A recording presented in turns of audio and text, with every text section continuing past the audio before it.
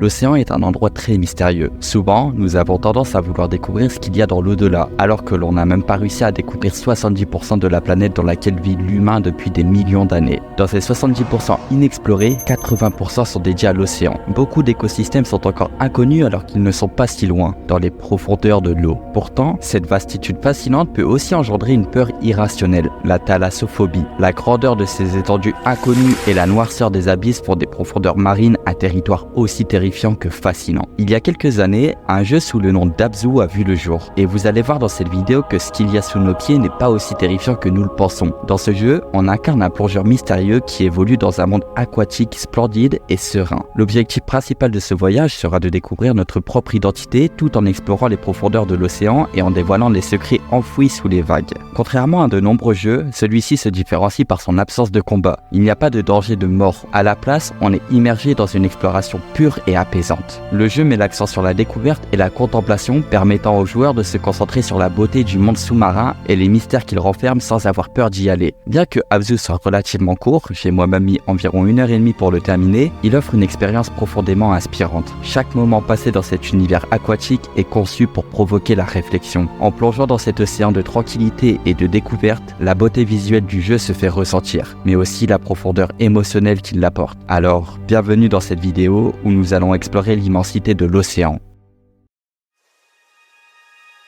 L'aventure de notre plongeur débute alors qu'il flotte doucement à la surface d'un océan infini. Qui est-il? Où est-il? Pourquoi est-il seul? Aucune idée. Alors il décide de plonger dans l'eau, espérant trouver la réponse à ses questions. Le joueur est immédiatement plongé dans cet univers paisible et coloré. Sans perdre de temps, nous sommes naturellement attirés par les profondeurs. Il plonge et là, un monde vibrant de vie s'offre à lui. Des bancs de poissons colorés se déplacent autour de lui, tandis que les coraux se lèvent, formant des paysages aussi beaux qu'étranges. Au début, tout est serein. On explore calmement ces vastes étendues. Notre explorateur apprend à nager et à interagir avec les créatures marines. À nos arrières, la nature semble vivante. Au fil de l'exploration, on commence à faire des découvertes intrigantes. Ce qui est bien dans ce jeu, c'est qu'il n'est pas linéaire. Tout est accessible sans barrière. En avançant dans les profondeurs, il tombe sur d'anciens artefacts et de grandes structures sous-marines, ce qui laisse soupçonner qu'il y avait autrefois une civilisation maintenant disparue. Ces ruines racontent une histoire oubliée. Un lien mystérieux entre notre nageur et cette civilisation perdue se fait ressentir. On rencontre des robots sous-marins qui semblent veiller sur les lieux. Et vous allez voir qu'ils seront très utiles durant l'aventure, devenant même des alliés précieux. Notre protagoniste, avec leur aide, parvient à ouvrir des passages normalement bloqués et à déverrouiller des zones inaccessibles, dévoilant ainsi de nouvelles zones du monde sous-marin. Chaque avancée rapproche un peu plus du cœur de l'énigme. L'un des moments les plus époustouflants d'Abzu est lorsque notre nageur parvient à nager à une vitesse folle, suivant des milliers de poissons en symbiose. Dans cet instant, l'océan entier semble prendre vie, avec des bancs de poissons multicolores qui forment des motifs dynamiques.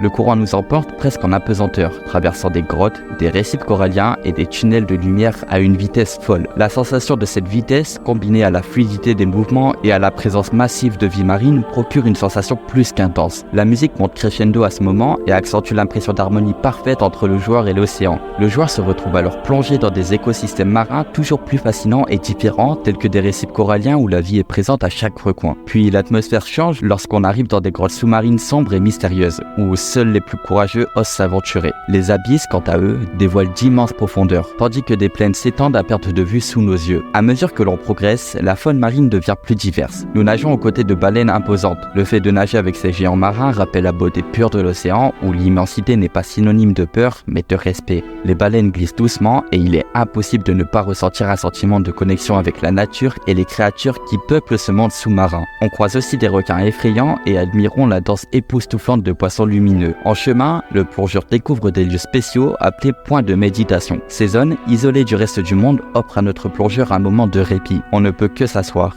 dans le silence apaisant de l'océan, tout en observant la vie marine qui continue de s'écouler doucement à nos côtés. Au fil de l'aventure, nous commençons à percevoir des changements inquiétants dans l'environnement. Les eaux deviennent soudainement troubles et lourdes. Le nageur découvre des zones détruites où la vie semble avoir été effacée. C'est ici que l'on aperçoit pour la première fois des machines étranges semblables à des drones avec un air dangereux. Le protagoniste comprend rapidement que ces machines sont liées aux ruines anciennes où se trouve une force oubliée qui a dérangé l'équilibre de l'océan. On fait face à ces mécanismes destructeurs, vidant la mer de sa vie et remplissant certaines espèces d'une énergie inquiétante. Le monde sous-marin, autrefois serein, semble s'effondrer. C'est alors que la mission ne consiste plus simplement à explorer, mais à restaurer la vie perdue. Il est maintenant clair que son rôle est de redonner vie à ces régions oubliées et de ramener l'équilibre l'équilibre dans ce monde. Plusieurs fois lors de notre trajet, notre plongeur se trouve face au grand requin blanc. À la première approche, il fait ressentir de la tension. Son agressivité est à prendre sérieusement, tel un ennemi sur nos chemins. Il est un ennemi naturel, un ennemi sous-marin de ce monde aquatique déjà touché. Puis ce requin s'épanouit peu à peu dans la durée de notre aventure en une compréhension. Tout devient alors différent. L'océan, retourné vers ce passé détruit, s'illustre, et le requin en est un autre symbole du lien qui unit tout le monde. Ce dernier incarne des forces perturbées par les machines destructrices. Nous arrivons dans un endroit rouge et rencontrons des machines explosives qui ajoutent une tension palpable à l'exploration. Leur présence représente un danger immédiat, car elles sont programmées pour exploser au moindre contact, créant une atmosphère de menace. Jusque-là, habitué à une exploration sereine, on se retrouve face à cette technologie, perturbant non seulement l'environnement sous-marin, mais également les créatures qui l'habitent. Notre grand requin blanc intervient dans un moment décisif. Pourtant perçu comme un antagoniste, il tente ici de détruire ces machines, mais au prix de sa propre vie. Cette scène est un tournant dans l'aventure, symbolisant non seulement la lutte contre une technologie invasive, mais aussi le sacrifice du requin, qui se révèle être un allié dans la quête pour restaurer l'équilibre naturel.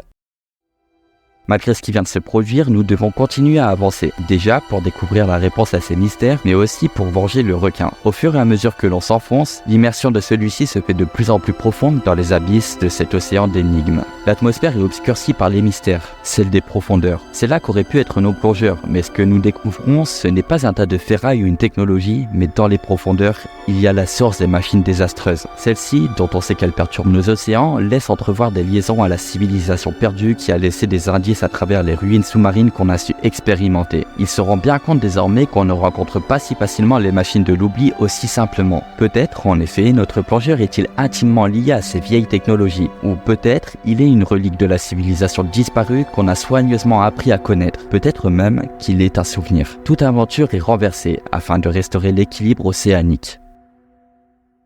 Le point central de notre aventure approche quand notre nageur s'engage à reprendre ce pourquoi il est ici, réparer les dégâts causés à l'environnement sous-marin. L'explorateur arrive à l'énigme finale, qui n'est pas simplement un casse-tête mécanique, mais un défi symbolique. Il doit utiliser les énergies naturelles restaurées tout au long de l'aventure pour stopper les machines. C'est ici que le sens caché de notre quête devient plus clair. Il ne s'agit pas simplement de détruire, mais de comprendre que le pouvoir de guérison de l'océan est plus grand que la technologie qui l'a perturbé. En détruisant les mécanismes, la véritable force des énergies primordiales de la nature se révèle, et nous avançons une nouvelle fois avec des milliers de poissons en passant par plusieurs décors aquatiques. La sensation de vitesse est impressionnante, comme si l'océan entier célébrait le fait que la restauration avait été accomplie. Les créatures marines de toute taille rejoignent cette course, et nous traversons des tunnels de lumière, des arches sous-marines, et des paysages qui étaient auparavant dévastés mais qui regorgent désormais de vie. Cette course symbolise la libération non seulement des énergies de l'océan, mais aussi de notre propre voyage. On ne fait plus qu'un avec les courants, célébrant la victoire. La restauration des énergies qui étaient autrefois vivantes dans ces eaux est notre première tâche. Chaque nouvelle tentative permet de rendre la vie aux zones anciennement mortes, redonnant des couleurs aux recoins de l'océan.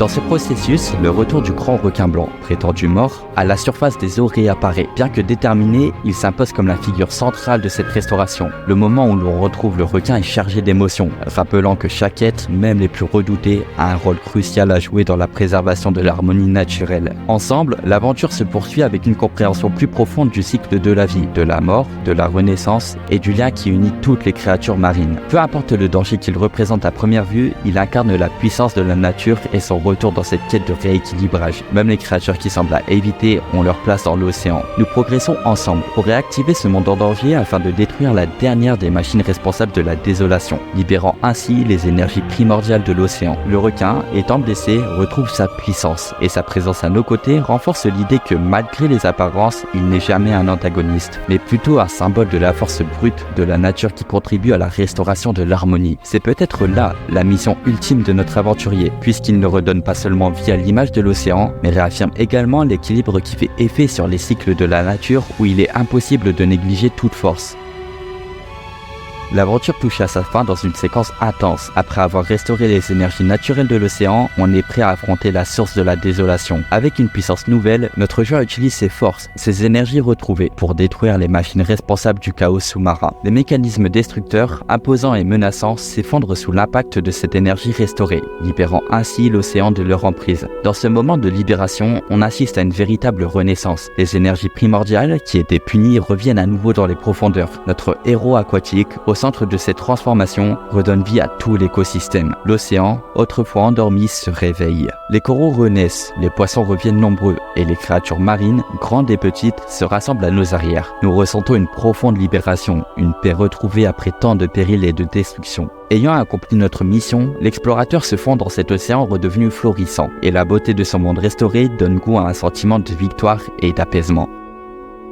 Alors que notre aventure est sur le point de se terminer, notre héros de la mer laisse derrière lui un océan restauré, vibrant de vie. Cependant, malgré cette victoire apparente, des questions persistent. L'identité de notre plongeur reste un mystère, tout comme son véritable rôle dans cet univers fascinant. Est-il simplement un explorateur ou un homme créé par cette civilisation perdue, destiné à restaurer l'équilibre? Les ruines anciennes, les machines destructrices et leur lien avec notre protagoniste soulèvent encore plus de questions. On ne sait pas pourquoi ce monde a sombré dans un tel chaos, et aussi quelles étaient les intentions réelle de l'ancienne civilisation. Chaque élément est doté d'une signification, mais il n'y a aucune réponse définitive. C'est ainsi que l'histoire de notre héros se termine sur une bonne note, bien qu'il y ait toujours des mystères laissant place à la réflexion. Je pense que seuls les joueurs peuvent essayer d'interpréter les événements, à se questionner sur tout ce que cela signifie. L'absence de réponse permet à chaque joueur de trouver sa propre vérité, d'imaginer ce que symbolisent ces ruines, ces machines et la place de notre aventurier dans ce vaste océan.